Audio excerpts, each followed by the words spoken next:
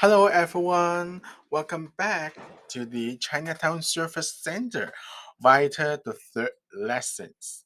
So the third lessons, what this is talking about is we'll be focusing on CSC VITA process. So CSC is Chinatown Service Center, and VITA is the free text paper service, short name. Okay, let's see our process. We have a 12 step of that process. So from the first one for 12 is each of the step is really important. First thing is about appointment. The person will be call us by phone to do phone appointment if they know how to using the self smartphone or to go online. We will suggest them to do online appointment. So second step, the 3 days and 1 day before the appointment, uh, the system will be automatically to tell the taxpayer need to prepare their information to foreign tax. Okay, the third step. Okay, the day to foreign tax is coming. So the taxpayer must be shown in front of us. The first thing they need to sign in and tell us about the information about the appointment, the date, the time, everything they need to show. After they show this, we will be let them to fill this form. Do you know what that is form is it? This form is 13614C form. This one is the intake interview and quality review sheet. So this information, everyone need to fill this form. So we will talk this form later. So and the number four, they need to wait for the intake interviewer and prepare those text document. They need to prepare their top text document and they need to fill out this form. And then while the intake and interviewer are ready, so we will see the taxpayer to see the text document they provide and see if this form is complete. After that, intake and interviewer will be create an account and scan text document to the text layer account. So this step we will be mentioned in the future lessons. But the really important process is the taxpayer after fill this form. Our internal will be fill our own form. This one. We will be fill out this one. And using this folder to keep this internal form, intake form, and all the text document into this same folder to the text prepare. And this year we will be have some additional questions. For example, the taxpayer races and the taxpayer language ability and uh, and the taxpayers sexual orientation in this paper. But this one said for internal use because in the text layer we have some other question we need to answer in the system. Okay, so the step 7 will be holding the whole folder to the text prepare, and then at this time the taxpayer they can wait depends on our volunteer is enough. If we have enough volunteer, we can to be 1 day for complete everything and then let them do signature and complete everything at 1 day. But mostly, like last year, 2020, last year, the volunteer is not able to come at the weekday. So this year we plan for the weekday is we would be uh just for the intake and drop off only. After that step, we will not do the tax on the weekday, but this one will be talked about later. But okay, talk back about this step 6. So this folder, before we pass it to the taxpayer, we would be scan all the document to the online and upload to the tax layer account. Okay,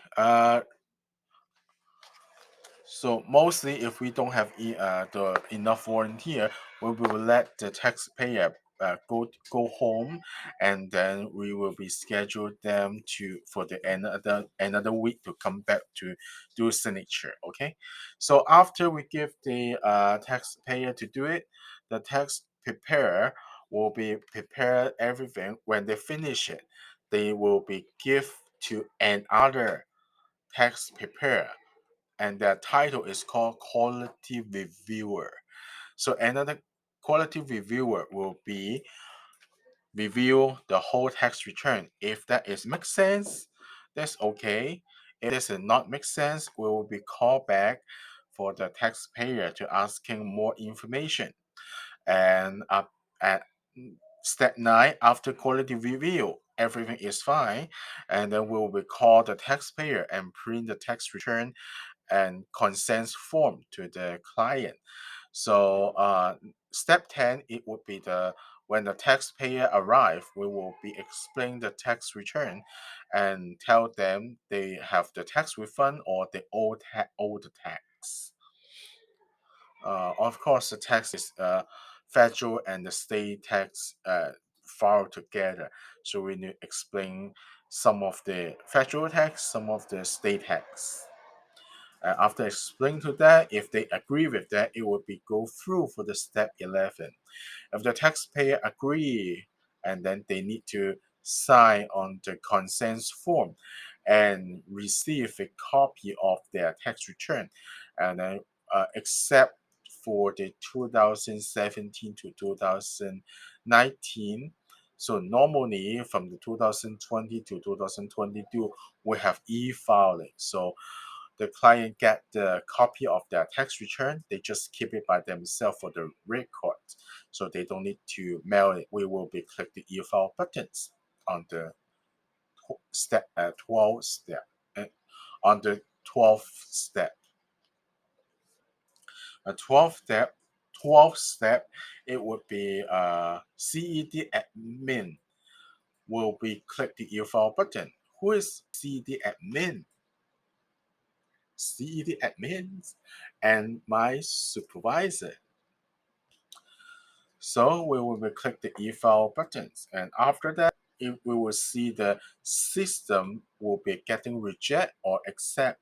If the system accept the taxpayer tax return, we won't be call them back. If this result is reject, so we will be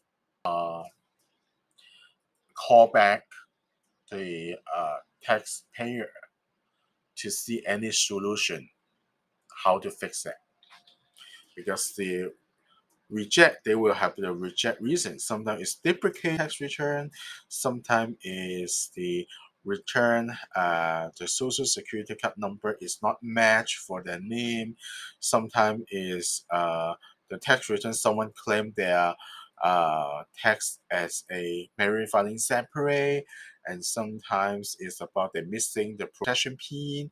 So a lot of reason will be pop up, so we need to find out the solution. Okay. Okay, after talking about the 12th step, right now is talking about the phone appointment step. The phone appointment is like the intake process.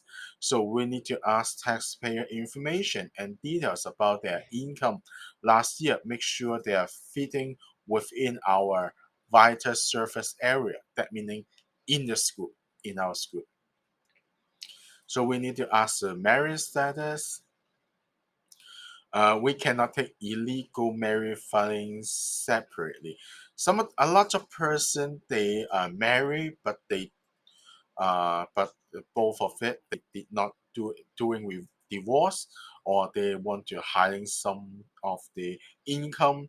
So or the husband doesn't want the wife know their income, so they will select married filing separately. But this one, in the whiter side, we cannot doing this, except they are uh, still they are in the divorce, uh, they're in the divorce, or one of the person filing for the divorce, and then if they have the legal paper or the document, we could be considered for the take those person. This one is the marriage status. The second one we need to ask is, did they have an expired ID, driver license, and social security card? So, and another thing is we need to ask, can their US citizen, green card, that meaning a resident alien, or the employment authorization. If they out of this three identification, so we need to consider another way to verify could we take their case. And the number four is about what year they would like to file.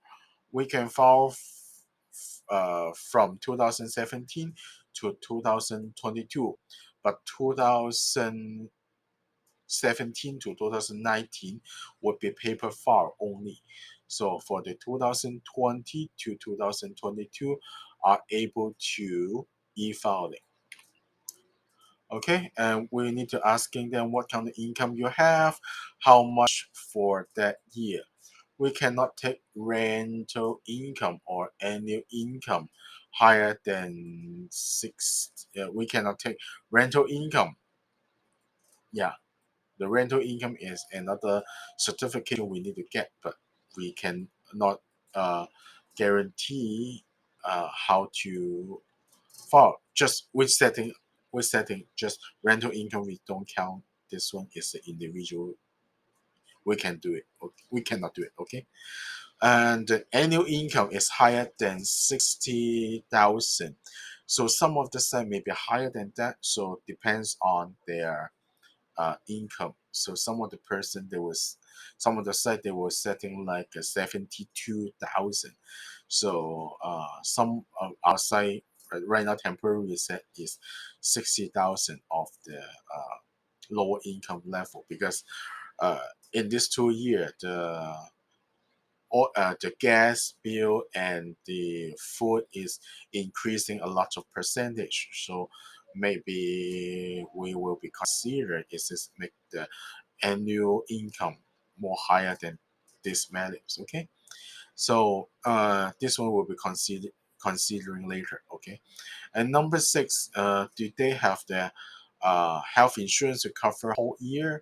What kind of the health insurance? And if they don't have the health insurance, so what is the reason? That's when we need to asking them more details. If their health insurance is cover California, they need to pay every month, so they must be provided 1095A form and the CA 3895 form. Okay, if they want to file for another state, so they need to tell us what kind of state, how long they stay in that state, what they need to provide they stay how long for that stay, so how and when they arrive in stay and when they depart of the stay. So we need to know all the information, and we cannot take the New York State because it's really complicated. And the number eight is really important, asking their first name, last name, did they have spouse or what, and we need their phone number and email address. Another thing else, we need to asking them, did they have the IP pin or protection pin? This one is some of the person will be received every year. They have to receive the letter, but if they lose it, we tell them to go through the IRS to get an IP pin to get their protection pin. The six digit is like a password between IRS